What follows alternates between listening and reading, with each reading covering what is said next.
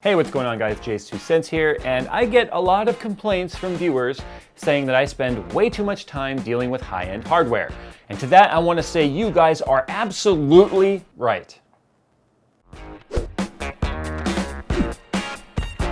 The new EVGA Silent Series power supplies offer excellent silence and efficiency through their new EVGA Eco Mode technology, and also features a 7-year warranty for worry-free gaming.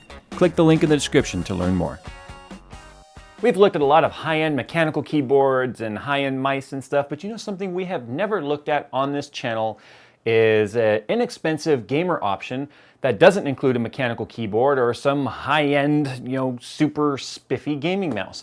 But we're going to talk today about the Octane from Cooler Master. This is a gaming kit, and you guys have seen the ad on that. I didn't actually intend on doing a review of this, but after using it for a little while and having been used to typing on mechanical keyboards for years now, I thought this was something that definitely needed some attention for people who are gaming on a budget and want to get a better gaming experience, but without blowing, what little bit of money that you have, and still have some of the cool features that you'd like in a gaming keyboard and not be stuck with just some cheapo $10 or $15 Walmart, Dell, or HP membrane keyboard that really doesn't give you any sort of bling whatsoever. This is a gaming combo. Now the Octane gaming combo comes in at about 55 bucks at Newegg. It seems to be anywhere between $50 and $60 depending on where you buy it. Now it is a full QWERTY keyboard. It's all very appealing matte black, but the cool thing is it does have backlighting, which is something that tends to cost a bit more on many keyboards, especially ones that don't come with a mouse. But it has a lot of functions on here on top of that. I mean, you've got your volume up and volume down controls here. You have your media controls, and then of course you have a keyboard lock, which is what a lot of gamers like when it comes to gaming keyboards, is being able to lock the Windows keys so you don't accidentally knock yourself out of the game, especially if you're playing like an FPS and you go to hit Control to crouch and you bump that stupid Windows key and next thing you know you're kicked out of your game. So you can lock that.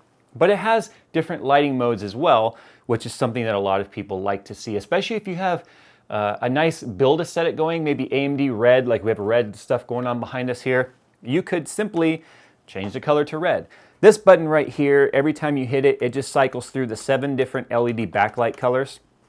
We've got blue, red, green, purple, kind of a neon, I guess it's yellow, but it's more of a neon green, kind of an aqua color, a very light blue color, and then off. So unfortunately there's no white. It would have been nice to see a white, but those are the colors that we have on here. It does have a semi built-in wrist rest, so it does give you kind of a place to put your palm. It's not very big, but it's probably plenty proper size for many people. You can put your palm on there.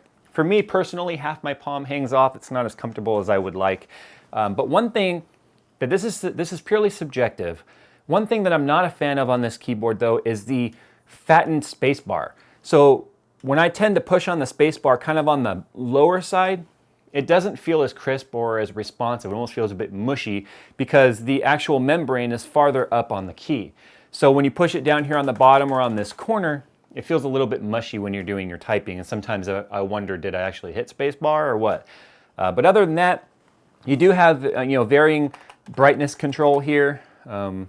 I should actually hit the right button. So you'd have varying lightness control. You've got off, 1, 2, 3 different levels of brightness.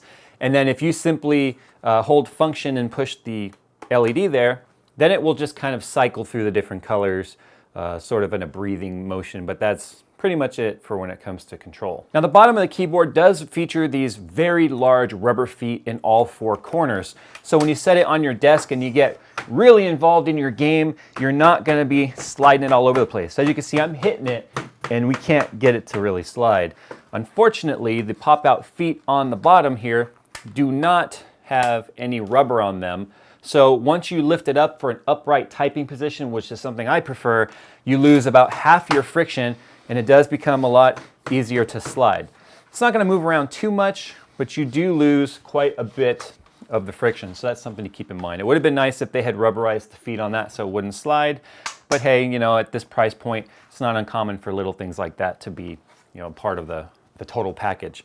It is a rubberized cable. It's not sleeved. It is not removable, and there is no built-in USB hub on the keyboard. Now, when it comes to the mouse, I'm going to start saying it A little bit weird, eh? So when it comes to the mouse, you have the same 7 backlight colors, so you can match your keyboard and your mouse.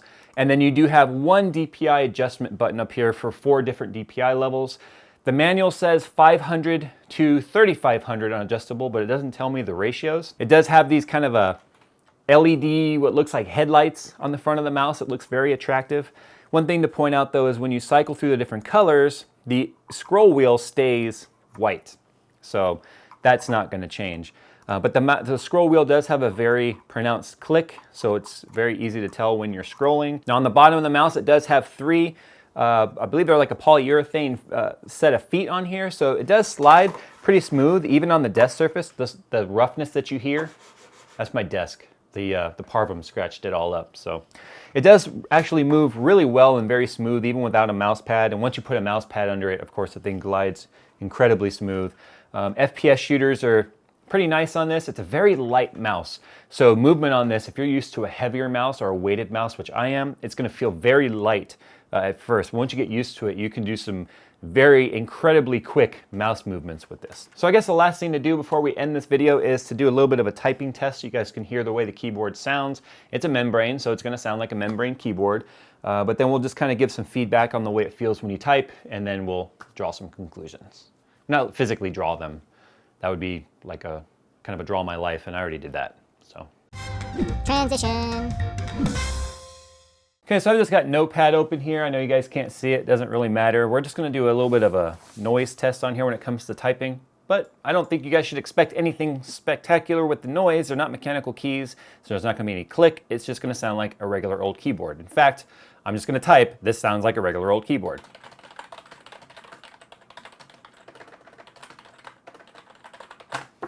There it is.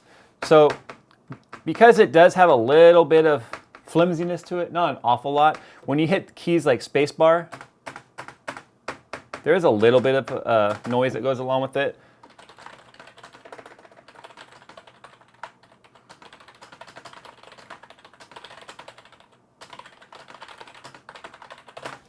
So I just typed right now, when you hit the spacebar, there is a little bit of noise that goes along with it. And it's not too bad, but really for the price of the keyboard and the mouse combo, it's no worse than any other membrane keyboard I've ever dealt with. It doesn't have a metal plate in there, which a lot of mechanical keyboards have. So yeah, the noise sounds like any other keyboard. Like I said, the space bar, it's a little bit springy. You can see it's got some play in there. A little bit mushy, but if you guys don't know the way space bars work on a membrane, is it actually has a metal bar that goes across it so that it's got it'll actuate the membrane no matter where you push on it. So it's actually that metal bar under there that you hear making that sound. And there's also a spring on either side, so it's very springy. But other than that, it's actually not too bad to type on. I've had it here on the test bench for a while, and so far I'm pretty pleased with it, especially since I haven't typed on a membrane keyboard in quite a while. As I mentioned, I wasn't going to do a review on this, but I thought it was definitely worth doing a review since I know a lot of younger gamers or people who don't have a lot of money to spend on their peripherals would be interested in this option, especially for about 50 bucks. You get a keyboard and a mouse that has full media controls as well as backlighting and adjustable switch or sensitivity in the mouse. It's the kind of thing we all definitely would like as gamers. So like I said, after using it for a week, I really do think it's a decent product to go and consider, especially if you're on a limited budget. So tell me what you guys think. I know a lot of people prefer a membrane switch over a mechanical switch. I've already mentioned I prefer mechanical, but I have no problems typing on this thing whatsoever. So what do you guys prefer and why? If you guys prefer a mechanical switch, which is your favorite switch? And if you prefer a membrane, which is your favorite membrane keyboard? Sound off down in the comments and represent your favorite keyboard switch type, and let us all know how you guys feel. I wouldn't be able to do these types of videos without your support, so I am eternally grateful for that. Thanks for watching, guys, and I will see you in the next one. Thanks for watching today's video about the Octane gaming combo. Stay tuned. Later on this week, I am going to be bringing you a video on the Sapphire ITX Compact R9 285. I've already been doing benchmarks on this thing, preparing for that video, and this thing definitely packs a wallop. I've never actually said that word before. I hope that means something good. This thing actually packs a wallop in a very small package. I mean, look at the size of the box. It's actually on the test bench back there. You can see how small it is. I've had software that comes in packages bigger than this. So if you guys are looking for a small form factor graphics card and one that's powerful, then you definitely don't want to miss this review. We'll see that later this week.